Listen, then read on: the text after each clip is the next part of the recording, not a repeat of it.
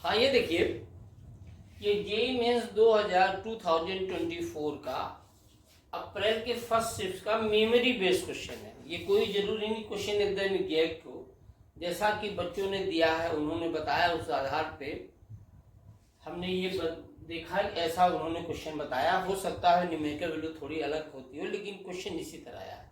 इसमें क्या कहता है, a semi circle of mass M and length capital, ठीक है, एक सेमी सर्कल दिया हुआ है जिसका मास क्या है, एम है और लेंथ कैपिटल एल है, ठीक। और उसके सेंटर पे एक इस पॉइंट मास स्मॉल एम रखा हुआ है। बोलता है कि ये जो सेमी सर्कल है उसके कारण स्मॉल एम पे कितना फोर्स लगेगा। तो ये बताइए हम तरीका क्या करने का। सबसे बढ़िया तरीका एक छोटा सा एलिमेंट लें जिसका मास डीएम हो, उसके कारण यहाँ पर हम फोर्स, इन दोनों बीच फोर्स निकाल लें और फिर उसको इंटीग्रेट कर दें। ये बताइए आप ये जानते हैं तरीका क्या है, आप थीटा एंगल पे जाके क्या करिए, एक छोटा सा एंगल ले लीजिए, मान लीजिए रेडियस आर है, तो ये लेंथ कितना हो जाएगा, आर होगा कि नहीं होगा, angle equal to R by radius. और ये आपका छोटा एलिमेंट है तो ये इस पे फोर्स मान लीजिए एफ इधर लगाएगा। और आपने क्या कहा है, इसका मास पर यूनिट लेंथ क्या है, आप लिखा मास पर यूनिट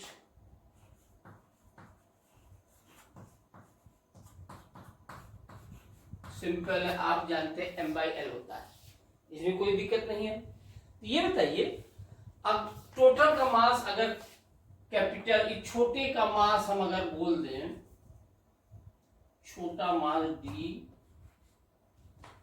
एम, ये बताइए इसका जरा देखिए तो 2 पाई आर का लेंथ एल है तो आर कितना हो जाएगा, sorry pi R semi circle है तो लेंथ एल है तो आर कितना हो जाएगा, जल्दी बोलिए। ये हो गया एल बाई पाई, हुआ कि नहीं हुआ। तो अगर हम छोटा मास डीएम निकालें तो मास क्या है, एम पर यूनिट लेंथ, ये तो आप जान ही रहे हैं, क्या लिया आपने, एल, और ठीक, और इसका लेंथ कितना है, आर। तो ये बताइए सिंपल तरीका, एल कितना, एल पाई आर है तो ये हो गया M by pi R, R D theta, R R cancel हो गया, बच्चा के एम बाई पाई। आपने क्या किया,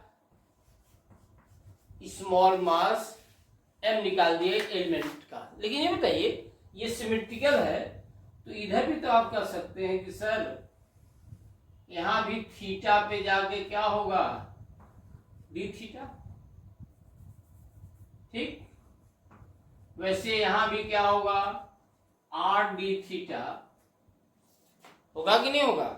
और फिर क्या होगा, इसका भी मास वही होगा जो आपने निकाला है, इसके कारण भी एक फोर्स इधर लगेगा। तो फोर्स का दो कंपोनेंट रहेगा, एक इधर F cos theta, F cos theta component cancel हो जाएगा, आपको बचेगा क्या, इधर बचेगा खाली एफ साइन थीटा। याद रखिए दो कंपोनेंट है, दो 2f साइन थीटा, लेकिन there are infinite small elements, इसलिए हम इसको क्या लिखेंगे, सिंपल एफ साइन थीटा लिखेंगे। तो आप लिख सकते हैं एफ नेट कितना होगा, एफ नेट हो गया इंटीग्रल ऑफ एफ, क्या करेंगे, integral of F sine theta. हाँ तो ये बताइए चूंकि हमने एलिमेंट छोटा लिया है इसको हम क्या लिख सकते हैं, स्मॉल फोर्स डीएफ, यहां भी तो वही होगा स्मॉल फोर्स डीएफ। तो हम इसको क्या लिख सकते हैं, एफ की जगह क्या लिख दिया हमने, डी एफ साइन थीटा। ये बताइए इसको हमने इक्वेशन नंबर 2 बोला, ये मान लीजिए हमारा इक्वेशन नंबर, ठीक। अब बताइए डी एफ क्या होगा, capital G D M into M divided by R. ये बताइए, आपने लिखा जी, डीएम की वैल्यू कितनी थी, एम बाई पाई,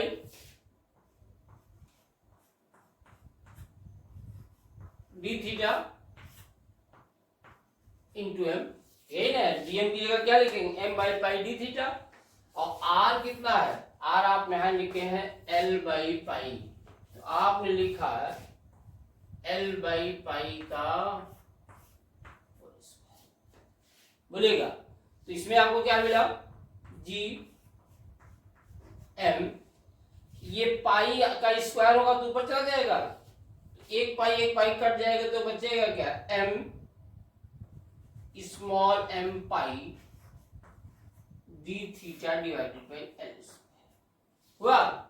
अब इसकी वैल्यू यहां पुट कर दीजिए, आप इंटीग्रेट कर दिए, क्या हुआ, नेट फोर्स एक्टिंग या रिजल्टेंट फोर्स क्या हो गया, ये हो गया integral of G capital M M pi sine theta D theta divided by L square. ये बताओ कहां से वेरी कर रहा है, ये 0 से लेकर के पाई तक, सेमी सर्किल यही ना, इसका लिमिट क्या हो गया, 0 से लेकर के पाई तक हुआ। अब आगे बढ़िए, गैस को देखिए, तो बहुत आसान हो गया, सिंपल इंटीग्रेशन रह गया, जल्दी बोलो, एफ नेट कितना होगा बेटा,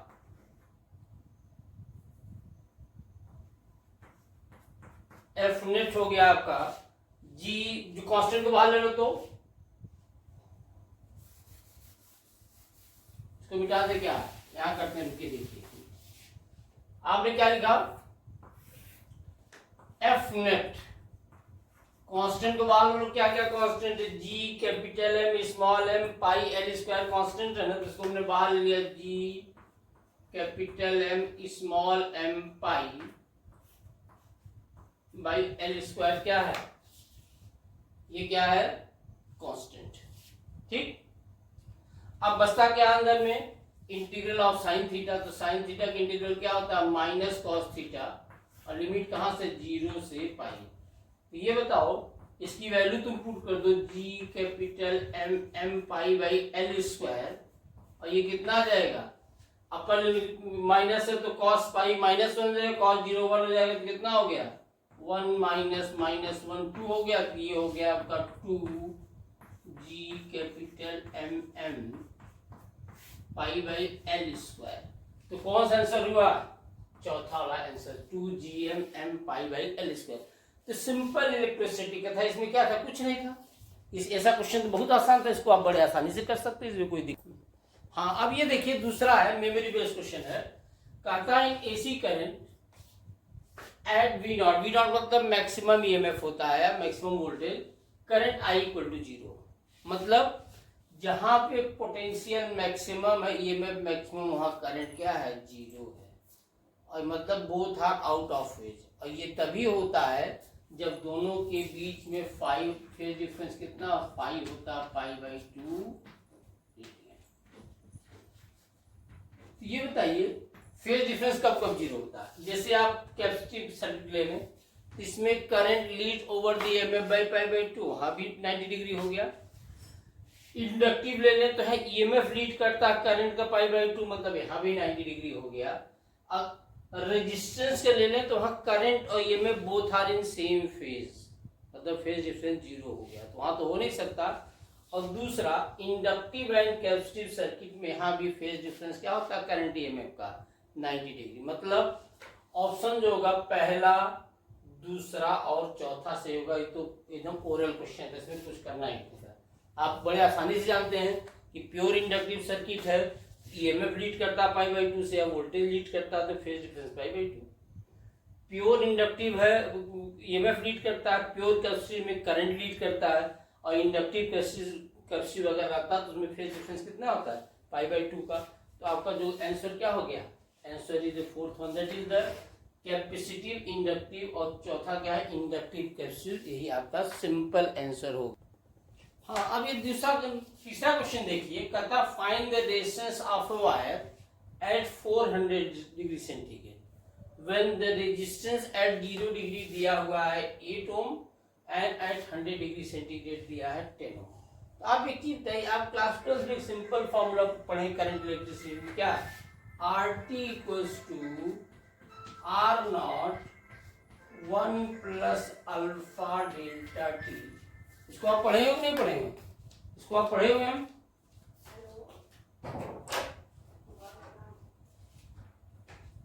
ठीक। अल्फा क्या है? Alpha is the temperature coefficient of resistance. Delta T क्या है? Change in temperature. R T क्या है? रेजिस्टेंस है टी डिग्री, आर नॉट क्या है? रेजिस्टेंस है 0 डिग्री। इसमें हमको अल्फा नहीं दिया था, हम पहले अल्फा निकालने क्या कहता है कि इस पॉइंट पे, मतलब R100 यहां दिया हुआ है, R0 भी दिया हुआ है और चेंज इन टेम्परेचर भी दिया है 100 माइनस 0। आप वैल्यू पुट करिए तो R100 पे कितना? 10 ओम, R0 पे 8 ओम और ये कितना दिया हुआ है? 1 प्लस 100। ये बताइए, अगर आप इसको देखें तो 2 5 जा 10 और 2 4 जा 8। इसको आप लिख सकते हैं 5/4 और इसको अगर इधर लाए तो -1 इक्वल टू 100 अल्फा। तो ये कितना हो जाएगा? 1/4 इक्वल्स टू 100 अल्फा। अल्फा कितना हो गया? अल्फा हो गया 1/400 पर केल्विन या पर डिग्री सेंटीग्रेड, जो भी लिख लीजिए, क्योंकि डिफरेंस जो होता है वो डिग्री सेंटीग्रेड तो केल्विन का क्या होता है? सेम होता है, इसलिए वहां कोई दिक्कत आपको नहीं है। आपने अल्फा निकाल लिया। अब आपको कितने पे निकालना है? ये कहता 400 डिग्री सेंटीग्रेड निकालना। कितने निकालना? 400 पे। हमको निकालना रेजिस्टेंस है 400, लेकिन रेजिस्टेंस है 0 डिग्री हमको मालूम है। हमको ये भी मालूम है कि अल्फा क्या है और डेल्टा टी कितना? 400 माइनस, होगा कि नहीं होगा? तो रेजिस्टेंस एट 400 डिग्री सेंटीग्रेड हमने लिखा, आर एट 0 डिग्री सेंटीग्रेड कितना था? 8 ओम। कितना था? 8 ओम। 1 प्लस अल्फा आपने निकाला 1/400 पर डिग्री सेंटीग्रेड या पर केल्विन, तो 1/400 और यहाँ भी 400। ये 400 कैंसिल आउट हो गया, तो रेजिस्टेंस एट 400 डिग्री सेंटीग्रेड कितना हो गया? 8 इंटू 1 प्लस 1 2 हो गया, कितना हो गया? 16 ओम। ये कौन सा क्वेश्चन आपका आंसर सही है? ये आपका सी ऑप्शन सही है। तो बहुत आसान क्वेश्चन था, इसको आप आसानी से कर सकते हैं, नहीं इसमें कोई दिक्कत नहीं हुई आपको। ये देखिए, ये काफी आसान क्वेश्चन है, आप लोगों को बहुत आसान लगा होगा जिन लोगों ने दिया है। कहता है what is change in Fahrenheit scale when change in Celsius scale is 40 degree. तो ये बताइए, आपने इसका रिलेशन पढ़ा क्या? याद करिए, C minus 0 lowest temperature 0, highest 100, F minus 32 divided by 100 था कि नहीं था? तो आप इसको क्या लिख सकते हैं? इसको आप लिख सकते हैं, ये 0 0 चला गया, तो आप लिख सकते हैं F माइनस 32 इक्वल्स टू 9/5 क्या? C, या F can be written as 9/5C plus 32। ठीक। तो अब चेंज पूछता है, हमको चेंज निकालना। You can write delta F change in Fahrenheit. यहां क्या होगा? 9/5 डेल्टा सी, और ये कांस्टेंट में अगर चेंज निकालें तो क्या होगा? कांस्टेंट का चेंज क्या होता है हरदम? आपको हाँ बोलिए, change of constant is always 0। तो आपने लिखा delta F equal to 9/5। Delta C कितना था? सेंटीग्रेड में कितने का चेंज है? 40 डिग्री का। 5 8 जार 5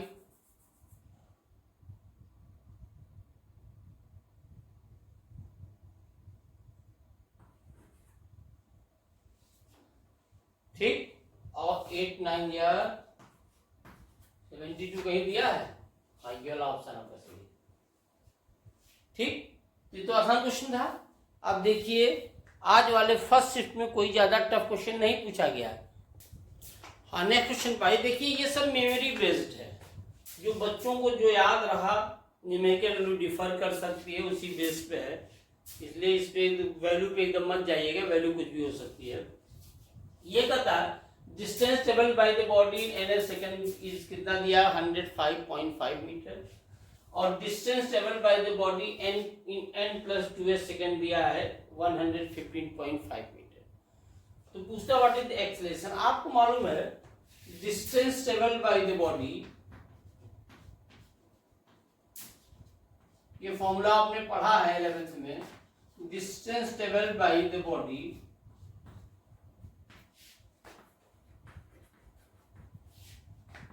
in nth सेकेंड, ये फॉर्मूला आपको याद होगा Sn u plus 1/2a 2n minus 1। इसको आपने पढ़ा है। ये तो पहला वाला यही हो गया, कितना हो गया 105.5 u plus 1/2a 2n minus 1। बोलिए, ये पहला इक्वेशन हो गया। अब दूसरा देख लीजिए, n+2s सेकेंड है, ये कितना 115.5, u तो यही रहा 1/2a 2, n की जगह n+2 रखना, क्या लिखना है n+2, तो 2n+2 माइनस 1 कितना आएगा ये आ गया आपका u plus 1/2a 2n plus 4 minus 1 कितना आया 2n+3। अब जरा ये तो पहला इक्वेशन मान लीजिए हो गया, ये दूसरा इक्वेशन, दूसरे से पहले को सब्ट्रैक्ट कर दीजिए। तो आपने क्या लिखा, आपने लिखा 115.5 माइनस 105.5। ठीक, u तो u से कट गया, यहां आपने कॉमन लिया 1/2a, यहां क्या रहा ब्रैकेट में 2n प्लस 3 माइनस 2n, ध्यान दीजिएगा 2n कैंसिल हो जाएगा, यहाँ कितना हो गया 15 है, 105 है, तो हो गया आपका कितना 10.0 हुआ। यहाँ हो गया 1/2a, जल्दी बोलिए, ये 2n कैंसिल हो गया, तो बचा क्या 3 + 1 कितना आ जाएगा 4, 2 2 जार 4, ये कितना आ गया 10.0 डिवाइडेड बाई 2, ये आ गया 2.5 मीटर पर सेकेंड। तो सिंपल 11th का फॉर्मूले पे बेस था, नहीं था, ये क्वेश्चन काफी आसान था। हाँ, ये देखिए नेक्स्ट क्वेश्चन है, इसमें बताता है कि एक मैग्नेटिक फील्ड है, और मैग्नेटिक फील्ड क्या है प्लस के डायरेक्शन, अगर ये x है ये y है, तो ये क्या होगा z होगा। तो मैग्नेटिक फील्ड मतलब प्लस z डायरेक्शन में, तो क्या होगा यहाँ से डॉट होगा, मतलब ये outwardly normal, magnetic field normal है स्क्वायर के। और ये कहता है मैग्नेटिक फील्ड कांस्टेंट नहीं, magnetic field is varying with x, मतलब जैसे जैसे डिस्टेंस बढ़ता जाएगा मैग्नेटिक फील्ड क्या होगा बढ़ता जाएगा। तो अगर आप देखें इसको, आप नाम लिख दें लूप का A B C D। अगर इस लूप को देखें तो इधर क्या होगा फोर्स FILB sin थीटा, यही होता है ना। तो अगर आप देखें तो जैसे जैसे आप A से D की तरफ जा रहे हैं, फोर्स क्या हो रहा है बढ़ता जा रहा है, फोर्स क्या हो रहा है बढ़ता जाएगा। डी वाले एंड पे मैक्सिमम होगा। फोर्स की direction right hand palm rule से आप निकाल सकते हैं, ऊपर है। उसी तरह यहाँ भी होगा, जैसे जैसे आप दूर जाएंगे क्या होगा, फोर्स बढ़ता जाएगा और फाइनली यहाँ क्या हो जाएगा, फोर्स मैक्सिमम हो जाएगा। ठीक, अब इस पे आइए, ए और बी पे, ठीक है कि नहीं। तो आपने राइट हैंड पाम रूल लगाया, आई एल क्रॉस बी, तो इस पे फोर्स किधर लगेगा, इधर लगेगा, क्या लगा, एफ ए बी इधर लगा, राइट हैंड पाम रूल इधर लगा है, ये देखिए इस पे फोर्स इधर लगेगा,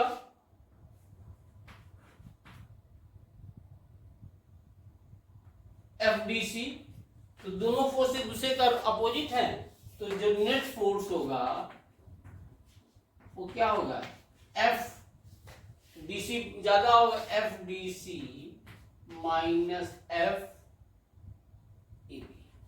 ध्यान दीजिए,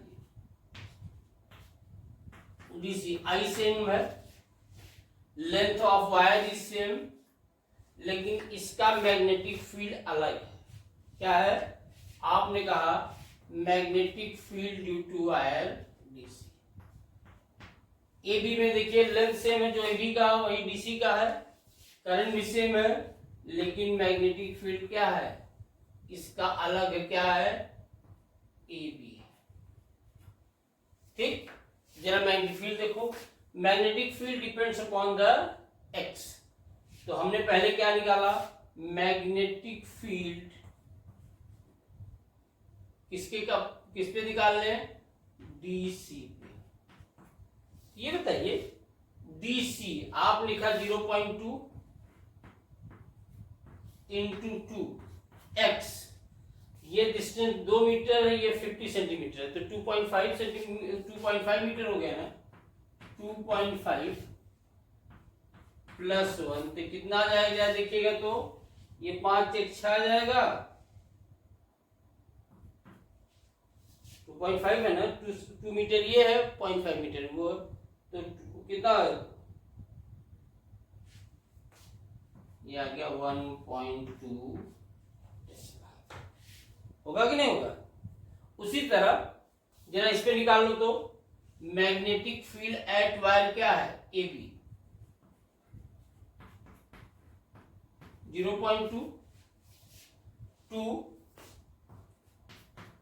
यहां से डिस्टेंस 2 प्लस 1 तो कितना हो गया, 5, 1.0 टेस्ला। तो वैल्यू पुट कर दीजिए आप। आपने क्या किया, आई एल को कॉमन ले लिया, 1.2 माइनस 1.0, और करंट कितना है, 5 एम्पियर, लेंथ कितना है 1/2 मीटर, और ये कितना है 1.2 माइनस 1.0 कितना 2 से कट गया, और ये आ गया 0.5 न्यूटन। कितना हो गया, एफ नेट आ गया आपका 0.5 न्यूटन, क्योंकि F D C is more than F A C, so resultant F net किधर होगा, इधर ही होगा ना। तो आपने इसको भी निकाल लिया, इसमें कोई ज्यादा। हाँ, नेक्स्ट देखिए क्वेश्चन दिया है, कहता find I R M S when I equals to 6√56 sine, ये वैल्यू दिया है। आप अगर पढ़े होंगे तो ये फॉर्मूला जरूर पढ़े होंगे, I1 प्लस I2 साइन 2 पाई FT प्लस 5। ठीक है, IRMS का सीधा फॉर्मूला आपने पढ़ा होगा, इसमें आप जानते हैं IRMS can be written as √I1 का square plus I2 square by 2। ये फॉर्मूला हरदम याद रखिए, ये क्वेश्चन बहुत आसान हो जाएगा। ये सब क्वेश्चन में ज्यादा मेहनत करने की जरूरत नहीं पड़ेगी, सिंपल है। 6 का स्क्वायर 36, √56 का स्क्वायर करेंगे तो 56 आ जाएगा, डिवाइडेड बाई 2, तो कितना आया जल्दी बोलिए, 36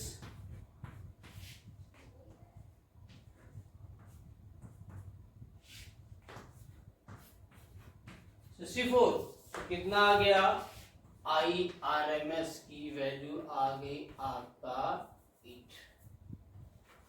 कितना आसान था ये। बस सत्य आप सिंपल फॉर्मूला लेके IRMS equal to I1 square plus IT square by 2।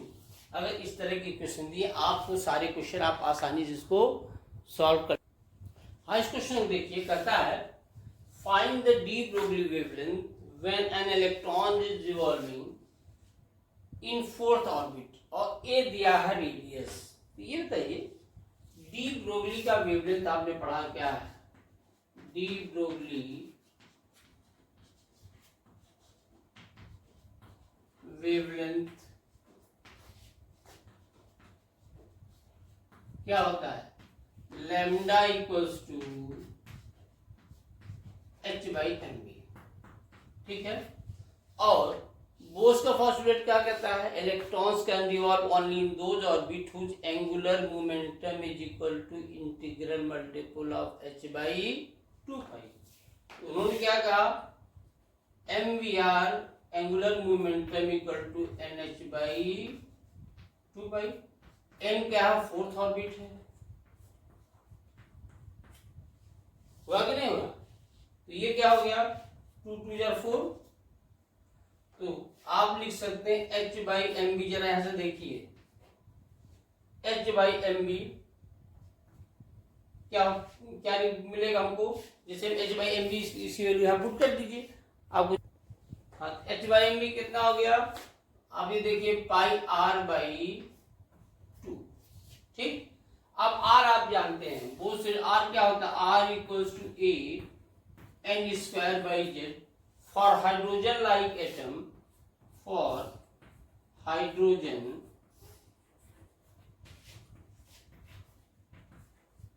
Like atom z कितना होता है? 1 होता है। तो आप r क्या लिखेंगे?